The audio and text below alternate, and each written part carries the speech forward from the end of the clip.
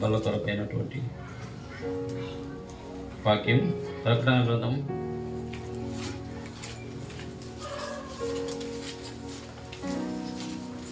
3 సాక్షి చెప్తావా? దేవుడు ఎట్లా దర్శించాడు, ఎట్లా రక్షణ కొరకు సిద్ధపడ్డావు, మారు మనసు ఎలా పొందావు, తర్వాత బాప్తిసంలో సాక్ష్యం ఇచ్చావు కాబట్టి ఆ సాక్ష్యాన్ని ఇప్పుడు సంఘం ఎదుట పంచుకో.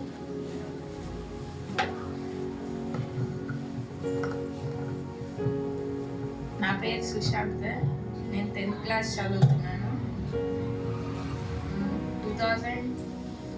2022 నుంచి నాకు కిడ్నీ ప్రాబ్లం ఉంది. కిడ్నీ ప్రాబ్లంలో చాలా ప్రాబ్లమ్స్ ఫేస్ చేశా. హాస్పిటల్కి వెళ్ళడం, ఎలిజిబిలిటీ లేకపోవడం, అయితే చాలామంది హెల్ప్ చేశారు నాకు. ఆ హెల్ప్ వాళ్ళ వల్ల కాదు, దేవుని వల్ల వచ్చింది అని ఎప్పుడు డాడీ చెప్పారు. నేను దాన్నే నమ్మేవాడిని. ఇంకా చాలా డ్రీమ్స్ వస్తుంది, అవి డాడీతో షేర్ చేసుకునేవాడిని. దాని ఎక్స్ప్లెనేషన్ ఇచ్చేవారు డాడీ.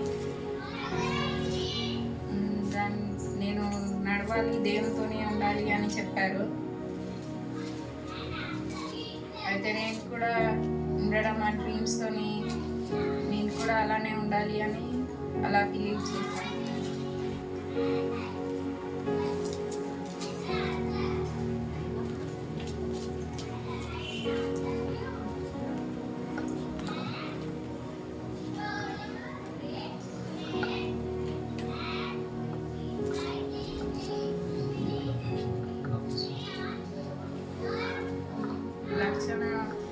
నాకు వచ్చిన డ్రీమ్స్ వల్లనే నేను మారదామని నేను మనసు పొంది బాప్తిసం తీసుకున్నాను.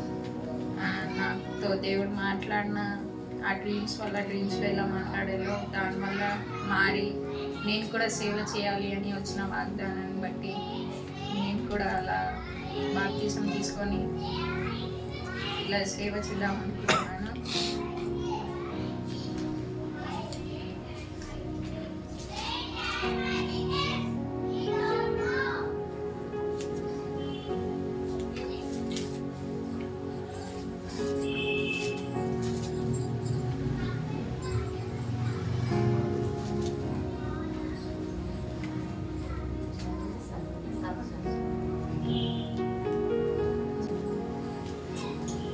సరే, ఓకే.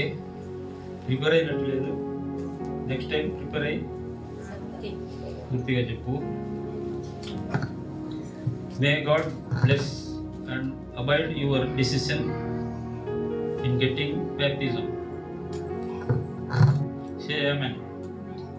ఆమెన్. మంచిది.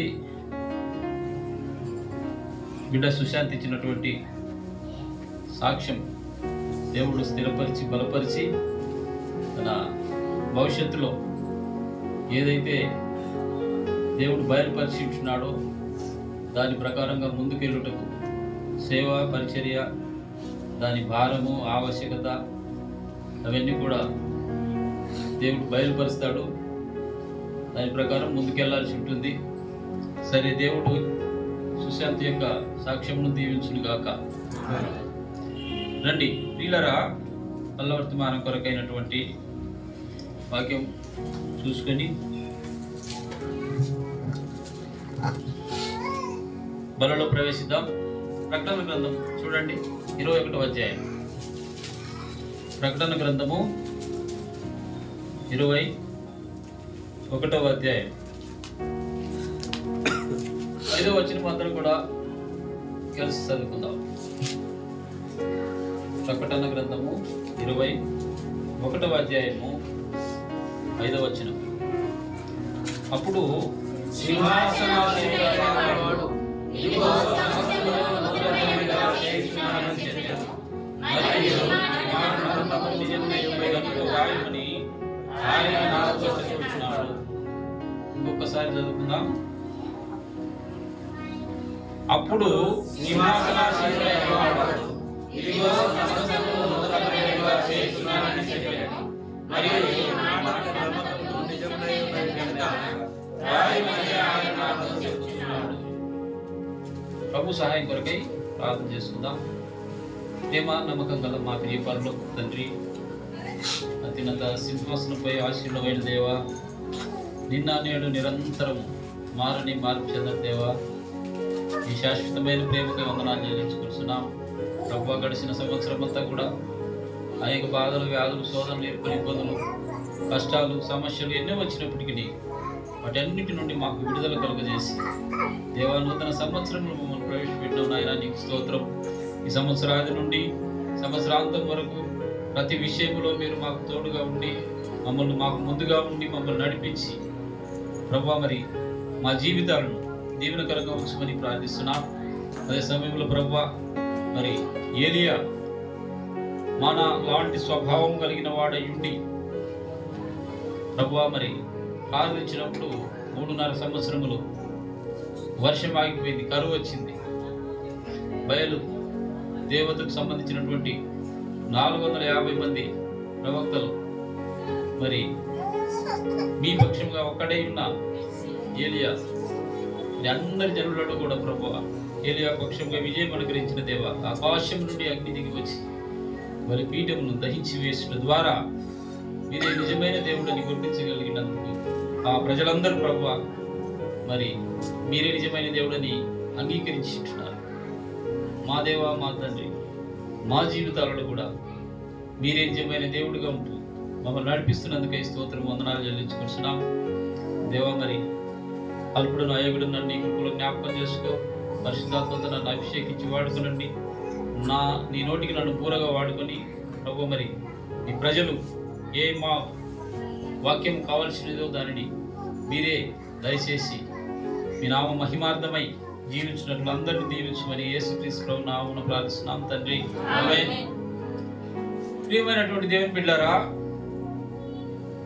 ప్రకటన గ్రంథము 21:5 మనం చూసినట్లయితే, అప్పుడు సింహాసనాసీనుడై ఉన్నవాడు ఇదిగో సమస్తమును నూతనమైనవిగా చేయుచున్నానని చెప్పెను.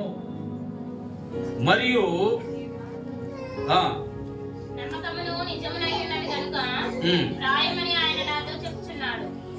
పద్మాస్ దీపంలో ఉన్నటువంటి యోహాను గారికి పరిశుద్ధాత్మ ద్వారా దేవుడు బయలుపరిచినటువంటి విషయాలన్నిటి కూడా రాస్తున్నాడు. అందులో భాగంగా మరి ఈ 5వ వచనం, ఇదిగో సమస్తమును నూతనమైనవిగా చేయుచున్నానని చెప్పాను.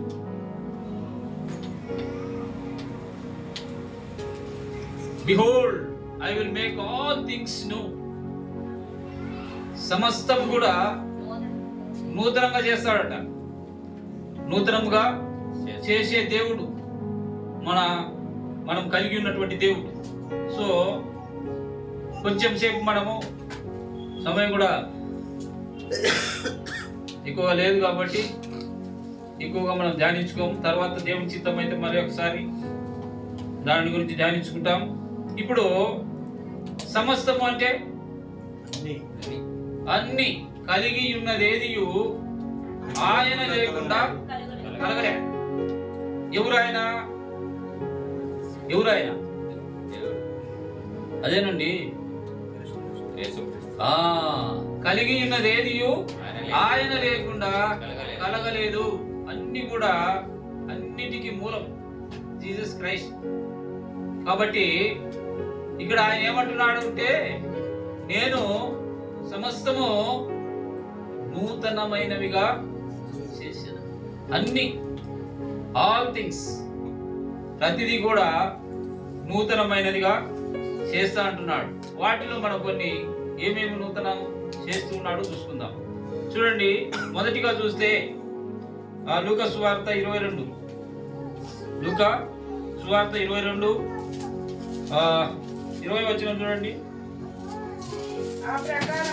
ఆ ప్రకారమే భోజనమైన పిమ్మట ఆయన గిన్నెయు పట్టుకొని, ఈ గిన్నె మీ కొరకు చిందింపబడినై ఉన్న నా రక్తము వలనైన క్రొత్త నిబంధన, న్యూ టెస్టిమెంట్, న్యూ కవెనెంట్ ఇస్తున్నాడు. ఏమిటి? ఆ new covenant or new testament అంటే ఏమిటండి? ఆయన రక్తము. ఎందుకు రక్తము? న్యూ కవెనెంట్ అంటే రక్తము ద్వారానే మరి ఈ యొక్క నూతనంగా ఐగుప్తులో ఉన్నప్పుడు రక్తం ద్వారా దేవుడు ఆ ఇశ్రాయేల్ ప్రజలను విడిపించినాడు, రక్షించినాడు. రక్తం ద్వారా రక్షణ. కనుక ఆ రక్తము నీ కొరకు, నా కొరకు, మనందరి కొరకు యేసు ప్రభు కలువరి శిలువలో చిందించి ఆయన అంటున్నాడు, ఇదిగో నా రక్తం అందరి కొరకు చిందింపబడిన క్రొత్త నిబంధన రక్తము. క్రొత్త నిబంధన చేశాడు.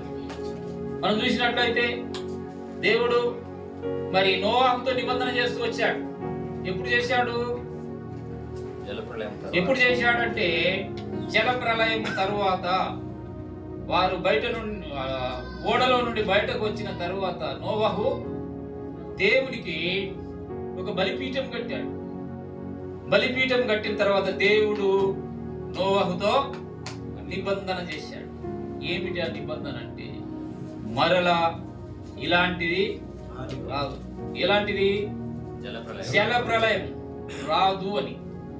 కొంతమంది చెప్తుంటారు జల ప్రళయం వస్తుంది మళ్ళా కొట్టుకుపోతారని. అక్కడక్కడ వస్తుంది. ఎక్కడ? అక్కడక్కడ. అని ఆ లెవెల్లో ఉన్నటువంటి జల ప్రళయం మరలా రాదు అని దేవుడు నోవాహుతో చెప్పాడు. అదే సమయంలో నేను నియమించిన నిబంధనకు గుర్తు ఇదే. ఏమిటా గుర్తు? రెయిన్బో. ఆయన నియమించినటువంటి ఆ నిబంధనకు గుర్తు ఏమిటంటే రెయిన్బో. అంటే ఎవరైనా రెయిన్బో చూశారా? ఎక్కడ చూశారు? ఆకాశంలో చూశారా? ఆకాశంలో చూశారా? ఆకాశంలో చూశారా? వర్షం వచ్చేటప్పుడు ఆ ఇంద్రధనుస్సు అనేది వస్తూ ఉంటుంది కదా. రోజు రాదు అది. ఆకాశం మనం రోజు చూడలేము. వర్షం ముందు కానీ వర్షం పడుతున్నటువంటి సమయంలో కానీ ఆ యొక్క ఇంద్రధనుస్సు అనేది వస్తుంది. అది దేవుడు నోవాహుతో చేసినటువంటి నిబంధన మరియు అతని కుమారులతో చేసినటువంటి నిబంధన. ఆ నిబంధన ఇప్పుడు నీతో నాతో దేవుడు చేస్తున్నాడు. మన ప్రభువైన యేసుక్రీస్తు వారు నిబంధన చేశారు. ఏమిటి ఆ నిబంధన అంటే ఇదిగో నా రక్తం వలనైన క్రొత్త నిబంధన. అదే చూడండి మన మొదటి కొరింథీ పత్రికలో కూడా చూస్తాం. 11వ అధ్యాయం 25వ వచనంలో మొదటి కొరింథీ పత్రిక 11వ అధ్యాయము ఆ ప్రకారమే భోజనమైన పిమ్మట ఆయన పాత్రను ఎత్తుకుని ఈ పాత్ర నా రక్తము వలనైన క్రొత్త నిబంధన. నన్ను జ్ఞాపకం చేసుకుని. ఈ నిబంధనను మీరు ఏం చేయాలా? ఎప్పుడెప్పుడు చేసుకుంటారండి? తాగినప్పుడల్లా. అంటే ఎప్పుడు తాగుతారు? ఎప్పుడు తాగుతారు? ఎప్పుడు తాగుతారంటే ఆదివారం రోజే కదండి. ఆదివారం రోజు. కొంతమంది ఏం చేస్తారు? శనివారం కూడా తాగుతారా? తాగనియండి, పర్లేదు. ఇంకా ఏమండి? నెలకు ఒకసారి. ఇంకా సంవత్సరానికి ఒకసారి. అంటే వాళ్ళు ఏమంటారు తెలుసా? మేము మర్చిపోతే కదా జ్ఞాపకం చేసుకోవడానికి అని కౌంటర్ ఇస్తారు. మేము మర్చిపోతే కదా. మర్చిపోయినప్పుడు నీకు ఇంకెందుకు మరి తాగడం ఎందుకు? సంవత్సరానికి ఒకసారి కూడా తాగకపోతే ఏమవుతుంది? మర్చిపోలే, రోజు జ్ఞాపకం చేసుకుంటూనే ఉన్నావు. అంటే ఏం జ్ఞాపకం చేసుకోవాలంటే ఆయన మరణాన్ని జ్ఞాపకం చేసుకోవాలి. కాబట్టి ఇది తీసుకున్నప్పుడల్లా సిలువలో ఆయన కార్చినటువంటి రక్తం మనకు జ్ఞాపకం వస్తుంది. ఆ రక్తము మన పాపములు కడిగింది మనకు జ్ఞాపకం వస్తుంది. మనల్ని పరిశుద్ధపరిచింది మనకు జ్ఞాపకం వస్తుంది. ఊరికే తీసుకుంటున్నాంలే తీసుకోమన్నారు కాబట్టి తీసుకుంటున్నాంలే అని కాదు. You should remember the death of Jesus Christ. ఆయన యొక్క మరణాన్ని నీవు గుర్తు చేసుకోవాలి. ఇప్పుడు అది రాకున్నప్పుడెల్లా గుర్తు చేసుకోవాలి. ప్రభువా, నా కొరకు కలువరి సిలువలో నీవు ఈ రక్తాన్ని చిందించినావు ప్రభువా, నా పాపములన్నీ కూడా ఈ రక్తంలో కడిగినావు ప్రభువా, ఏ అర్హత యోగ్యత లేని నాకు ఈ రక్తం త్రాగే అర్హత ఇచ్చినావు ప్రభువా అని జ్ఞాపకం చేసుకో. ఆ విధంగా జ్ఞాపకం చేసుకొని ఆయన యొక్క రక్తాన్ని మనము సేవిస్తున్నాం. మొదటిది ఏంటి? క్రొత్త నిబంధన, న్యూ కవెనెంట్. రెండవదిగా మనం చూసినట్లయితే చూడండి, యోహాను రాసిన రెండవ పత్రిక మొదటి అధ్యాయం 5వ వచనం చూడండి. యోహాను రాసిన రెండవ పత్రిక మొదటి అధ్యాయము. కాగా అమ్మ క్రొత్త ఆజ్ఞ మీకు వ్రాసినట్టు కాదు గాని మొదటి నుండి మనకు కలిగిన ఆజ్ఞనే వ్రాయచ్చు, మనము ఒకరినొకరు ప్రేమింపవాలని నిన్ను వేడుకొనుచున్నాను. ఏమంటున్నాడు? క్రొత్త ఆజ్ఞ మీకు క్రొత్త ఆజ్ఞ 5వ వచనం. కాగా అమ్మ క్రొత్త ఆజ్ఞ నీకు రాసినట్టు కాదు గాని మొదట నుండి మనకు కలిగిన ఆజ్ఞనే వ్రాయిచు మనము ఒకరినొకరము ప్రేమించవలనని నిన్ను వేడుకొనుచున్నాను. ఏం చేస్తున్నాడు యోహాను గారు? రాస్తున్నారు అమ్మగారికి. ఏమంటున్నాడు? ఒకరినొకరు ప్రేమించండి. కొత్త ఆజ్ఞ రాసినట్టు కాదు, ఇది ఆల్రెడీ ఉన్నది. ఏది? నిన్ను వలె నీ పొరుగు వారిని ప్రేమించాలి అని. పాత నిబంధనలో 10 ఆజ్ఞలలో ఆజ్ఞగా ఉంటున్నది. కొత్త నిబంధనలోకి వచ్చినాక ప్రభు ఇచ్చినటువంటి ఆజ్ఞలలో ఇది ఎన్నో ఆజ్ఞ? రెండవ ఆజ్ఞ. మొదటి ఆజ్ఞ ఏంది? నీ పూర్ణ హృదయంతో, నీ పూర్ణ ఆత్మతో, నీ పూర్ణ బలముతో నీ దేవుడైన ప్రభువును ప్రేమించాలి. అటువలనే నిన్ను వలె పొరుగు వారిని ప్రేమించవలను. ఈ రెండు ఈక్వల్, రెండు కూడా equal commandments. New commandment. This is new commandment. చూడండి యోహాను సువార్తలో కూడా చూస్తాం. 13:34 చూడండి. 13:34 యోహాను సువార్త. మీకు క్రొత్త ఆజ్ఞ ఇస్తున్నాను, నేను మిమ్మల్ని ప్రేమించినట్టే మీరును ఒకరినొకరు ప్రేమించవలెను. మీరు ఒకరినొకరు ప్రేమించవలెనని మీకు క్రొత్త ఆజ్ఞ ఇస్తున్నాను. నేను మిమ్మల్ని ప్రేమించినట్టే మీరును ఒకరినొకరు ప్రేమించవలెను. Love one another. ఒకరినొకరు ప్రేమించాలి. నూతన సంవత్సరంలో ప్రభు మనకి ఆజ్ఞ ఏమాగినంటే ఒకరినొకరు ప్రేమించుకోవాలి. లవ్ వన్ అనేది ఒకరిని మరి ఒకరు ప్రేమించాలి. ఇది నేర్చుకోవాలి. అందుకే ప్రభు తెలియజేస్తున్నాడు. మొదటి ఏం చెప్పాడు? New covenant or new testament. New testament or new covenant. రెండవదిగా ఏమిటండి? New commandment. 10 ఆజ్ఞలలో పాత నిబంధనలో ఉన్నటువంటి ఆజ్ఞనే దేవుడు ప్రభు మరలా రిపీట్ చేస్తూ చెప్తూ వచ్చాడు. ఇది అన్ని ఈ 10 ఆజ్ఞల సారాంశం ఇందులోనే దాగి ఉంది. ఈ 2 ఆజ్ఞలలో. ఏ 2 ఆజ్ఞలు? ఏ 2 ఆజ్ఞలు? నిన్ను వలె నీ పొరుగు వారిని ప్రేమించము, పూర్ణ హృదయంతో నీ దేవుడు ఆయన నీ దేవుడైన ప్రభువును నీ పూర్ణ నీ పూర్ణ హృదయముతోను, పూర్ణ ఆత్మతోను, పూర్ణ బలముతోను ప్రేమించాలి.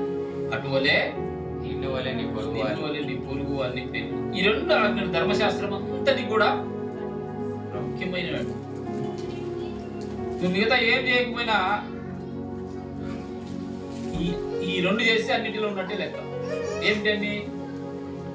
దేవుడిని ఒకరినొకరు ప్రేమిస్తున్నారంటే దాంట్లోనే అంతా ఉంటుంది. ఉంటుందా ఉంటుందా? అలా. తర్వాత మనం చూసినట్లయితే చూడండి 2 కొరింథీ పత్రిక 5వ అధ్యాయం 17వ వచనం.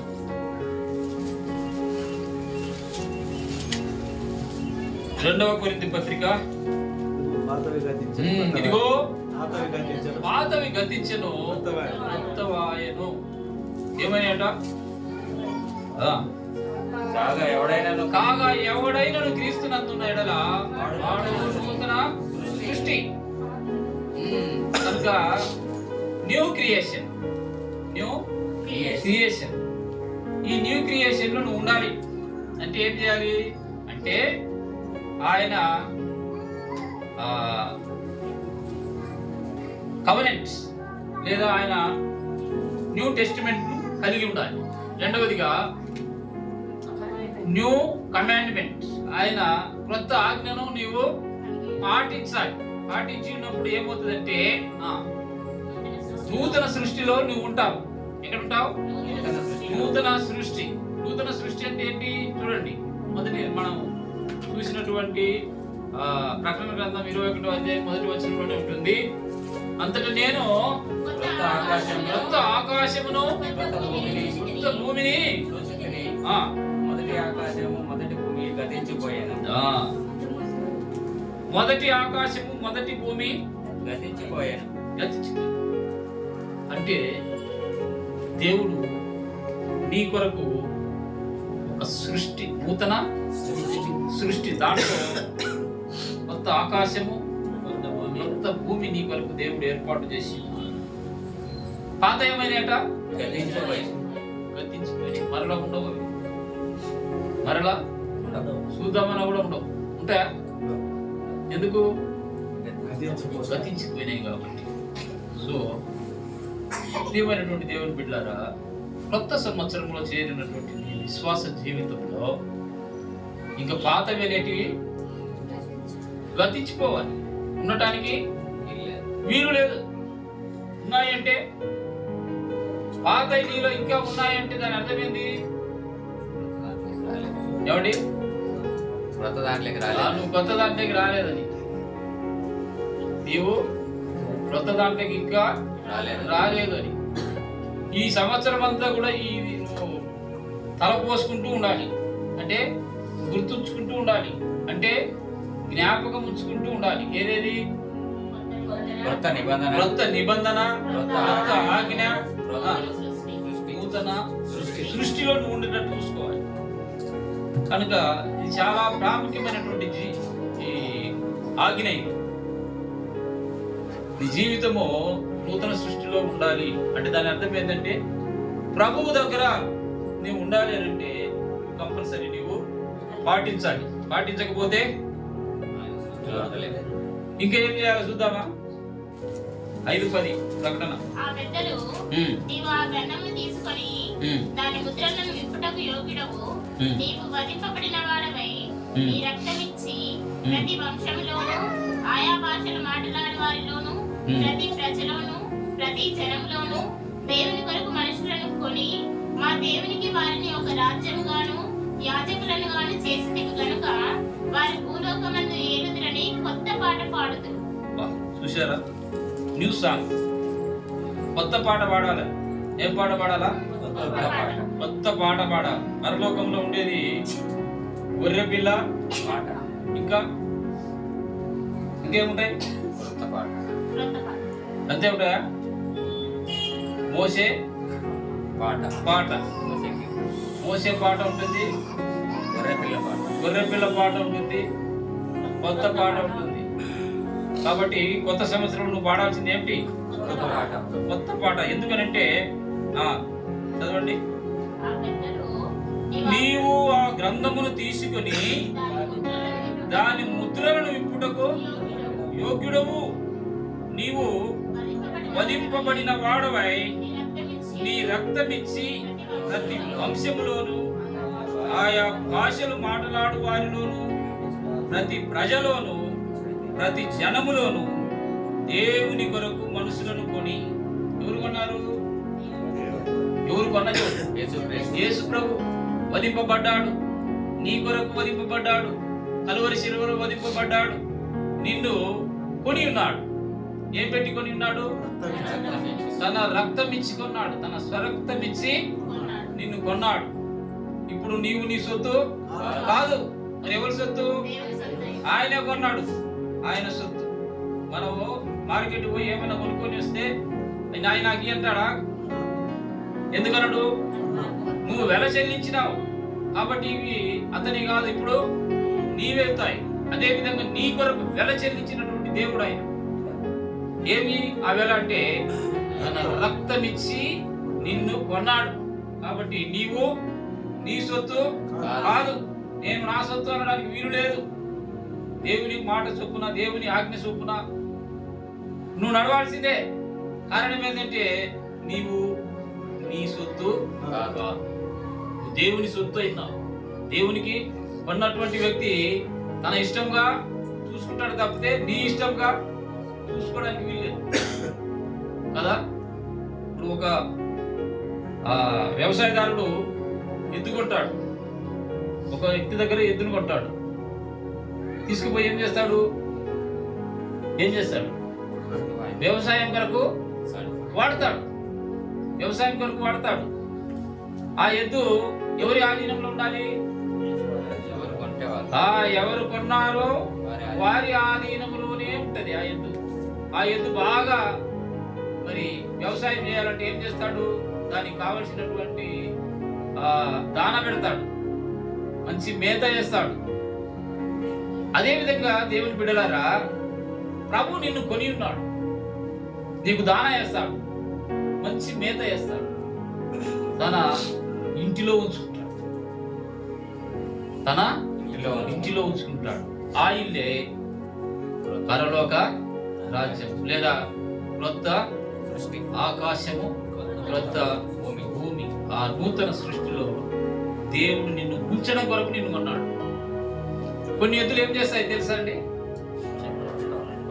కొన్ని ఎద్దులు ఏం చేస్తాయి? పోతాయా? ఇంకా కొత్తగా వచ్చినాక అరక కడితే అడ్డుకుంటాయి, మొండికేస్తాయి. ఎందుకని? అప్పుడు ఆ యజమాని ఏం చేస్తాడు? ఇంకా అమ్మేసేస్తాడు, కొడతాడు, దాన్ని ట్రై చేస్తాడు, ఏమన్నా మారుతుందేమో అని. మారకపోతే ఏం చేస్తాడు? అమ్మేస్తాడు. అంటే దాని అర్థమైంది, వదిలిపెట్టేస్తాడు. నువ్వు రక్షించబడిన తరువాత దేవుడు నిన్ను కొన్నాడు, ఆయనలో ఉన్నావు నువ్వు, ఆయన నీకు యజమాని, ఆయన పెట్టిందే తినాలి, ఆయన చేసే పని ఏం చేయాలి. అంతేగాని నేను నా ఇష్టం వచ్చినట్లు చేస్తాను అని అంటే ఆ వ్యవసాయదారుడు ఏ విధంగా ఎద్దును వదిలేశాడో ప్రభువు నిన్ను కూడా వదిలేస్తాడు. ఇంత రక్షణ పొంది నీవు వదిలివేయబడితే, విడిచివేయబడితే నీకేం ప్రయోజనం? ఏం ప్రయోజనం చెప్పండి? ఇంత గొప్ప రక్షణను పొంది దాన్ని నిర్లక్ష్యం చేస్తే ఏం లాభం కదా. కాబట్టి ప్రియమైన దేవుని బిడ్డలారా, నీవు నూతన కవనెంట్, న్యూ కవనెంట్ తరువాత నూతన నిబంధనను నేను నూతన నిబంధనగా చేసి నీకు నూతన ఆజ్ఞను ఇచ్చాను. New commandment has been given to you.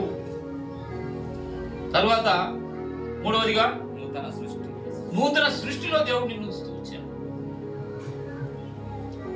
Now you are in the new creation. ఇప్పుడు నువ్వు ఎక్కడున్నావు? కొత్త సృష్టిలో ఉన్నావు. నాకు వద్దు అని వెనక్కిపోతే ఏమైంది? దేవుని బిడ్డారా, నోబడీ కెన్ సేవ్ యూ. తర్వాత నిన్ను ఎవరు కూడా రక్షించలేరు.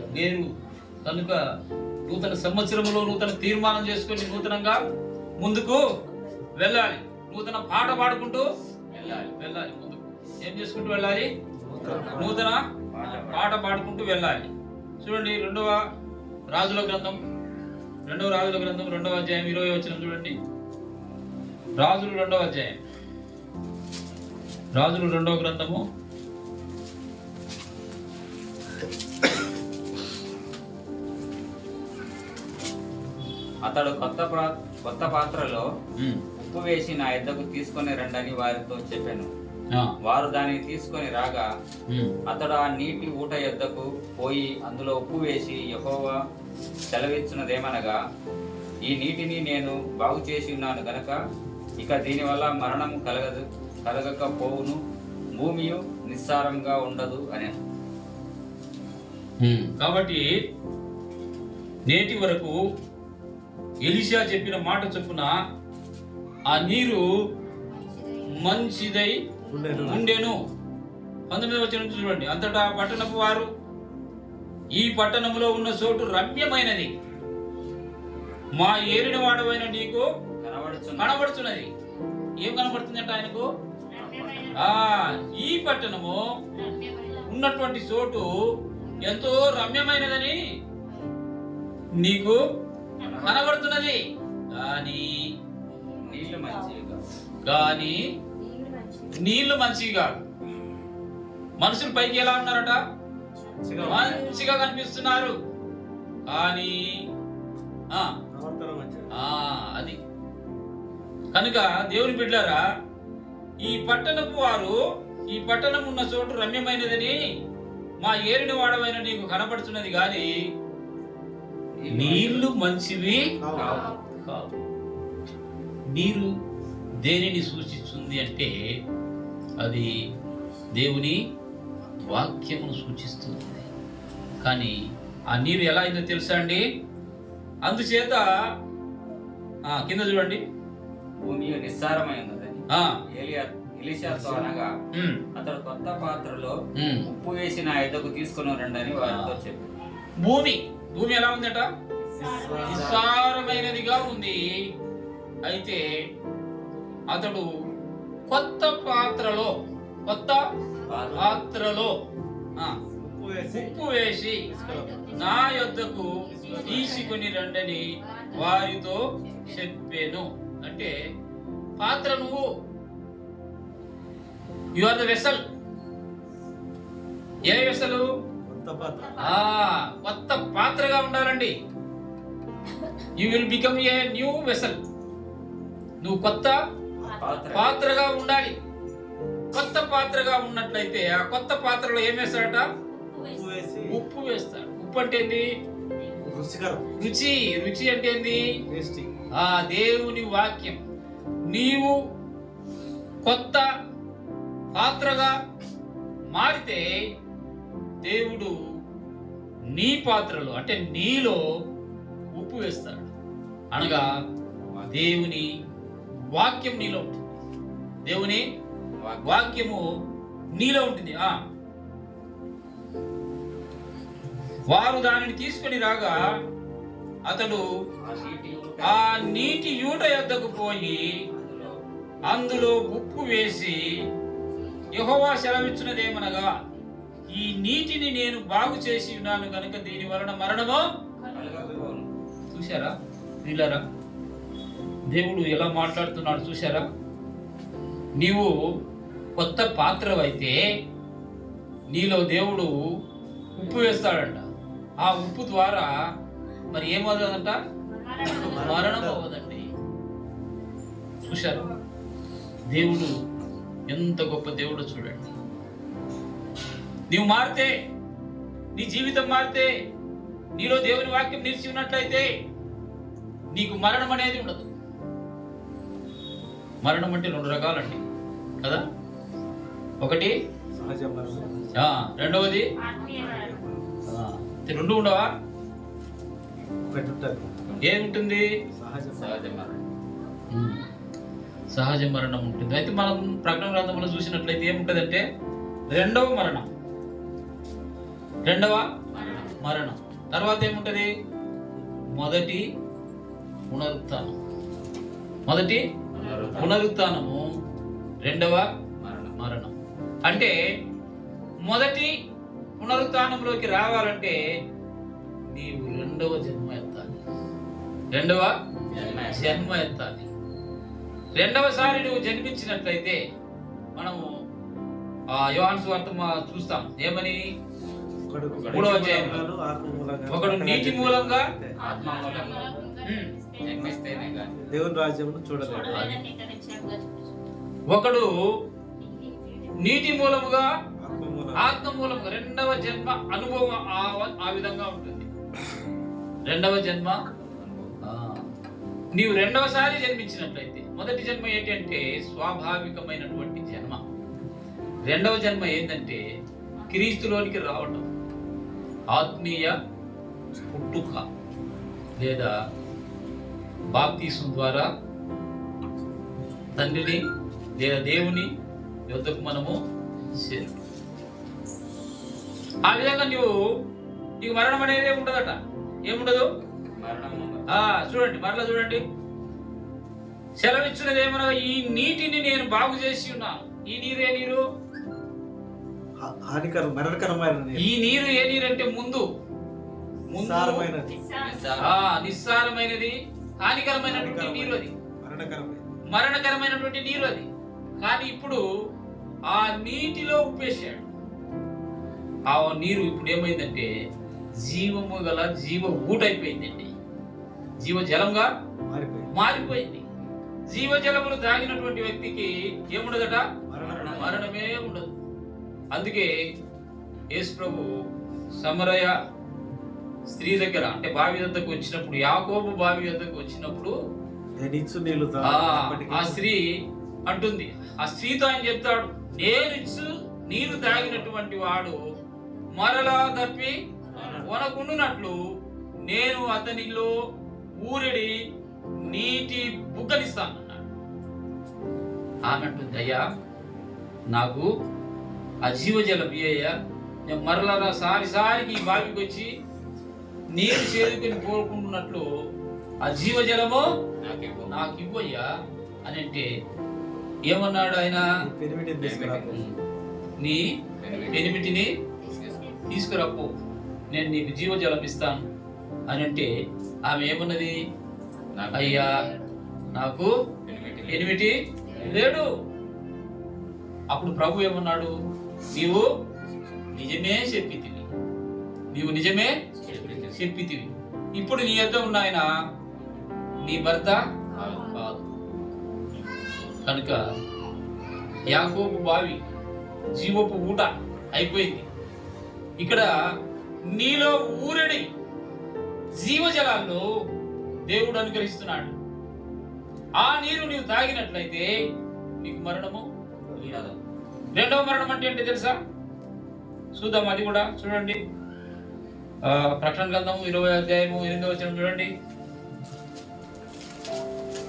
20:15 ఎవరి పేరైనను జీవగ్రంథమందు వ్రాయబడినట్టు కనబడని ఎడల పైన చూడండి. 14 మరణము మృతుల లోకమును అగ్నిగుండములో పడవేయబడెను. ఈ అగ్నిగుండము ఏ మరణం అండి? ఏంటిది అది? అగ్నిగుండం. రెండవ మరణం అంటే కనుక నీకు ఈ రెండవ మరణం అనేది ఉండదట.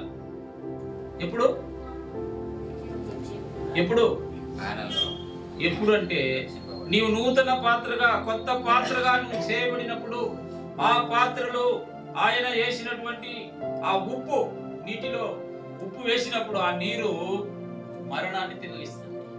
అంటే ఈ రెండవ మరణాన్ని అనగా ఏమిటది?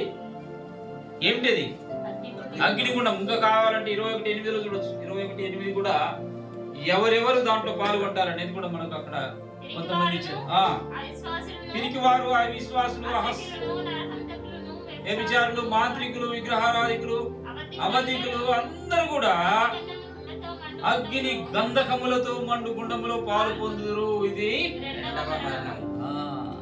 రెండవ మరణం.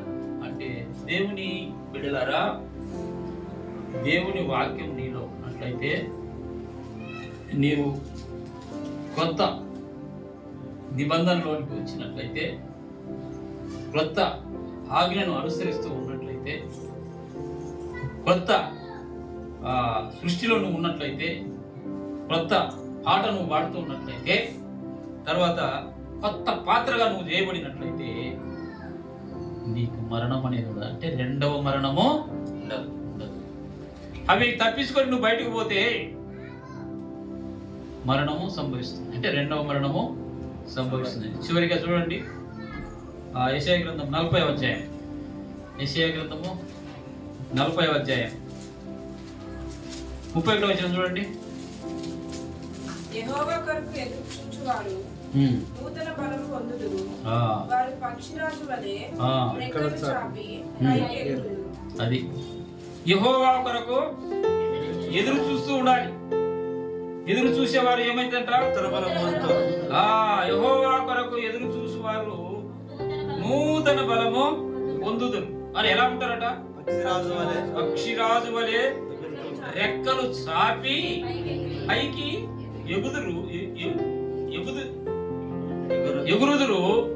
అలయక పరిగెత్తుదురు, సొమ్మసిల్లక. ఎప్పుడండి? when you get new strength in your life. నీ జీవితంలో నూతన బలం నువ్వు ఎప్పుడైతే పొందుకుంటావో అప్పుడు ఏమవుతుందంట? పక్షిరాజు వలె ఉంటావు. పక్షిరాజు వలె ఎగురుతావు. ఇంకా అలయక పరిగెత్తుతావు. తర్వాత సొమ్మసిల్లక నడిచిపోతావు. నువ్వేం చేసినా నీకు హాని అనేది కలగదు. దేవుడు ఈ నూతన సంవత్సరంలో చేరినటువంటి నీ జీవితంలో ఇవన్నీ దయచేస్తాడు. మొదటిది ఏంటి? క్రొత్త నిబంధన నువ్వు అనుసరించాలి. రెండవది క్రొత్త ఆజ్ఞను పాటించాలి. మూడవది నూతన సృష్టిలో నువ్వు ఉండాలి. తర్వాత కొత్త పాట నువ్వు పాడాలి. తర్వాత కొత్త పాత్రగా నువ్వు ఉండాలి. చివరిగా నూతన బలము పొందుకొని ఉండాలి. తీర్మానం చేసుకోండి దేవుని బిడ్డలారా. ప్రభువా, గడిచిన సంవత్సరములో నీవు ఆశించిన విధంగా నా జీవితం లేదు. ఇప్పుడు ఏవేవైతే చెప్పారో అవన్నీ కూడా నేను అనుసరించలేదు. ఇప్పుడు ఈ నూతన సంవత్సరంలో ప్రభువా నేను నూతనంగా జీవించాలి. న్యూ కవెనెంట్, తర్వాత న్యూ కమాండ్మెంట్, తర్వాత న్యూ క్రియేషన్, తర్వాత న్యూ సాంగ్, తర్వాత న్యూ వెసల్ కలిగి ఉన్నట్లయితే నాకు నూతన బలం వస్తుంది. ప్రభువా, ఇవన్నీ కూడా నేను పాటించే విధముగా నాకు సహాయం చేయి. లోకములో ఉన్న వాటిని ప్రేమించకూడదు. ఎందుకంటే అవి దేవుని వలన కలిగినవి కావు. కాబట్టి లోకం చూస్తే నీకెంతో రమ్యంగా కనిపిస్తుంది. పాట ఉంది తెలుసా? పాట తెలుసా ఎవరికన్నా?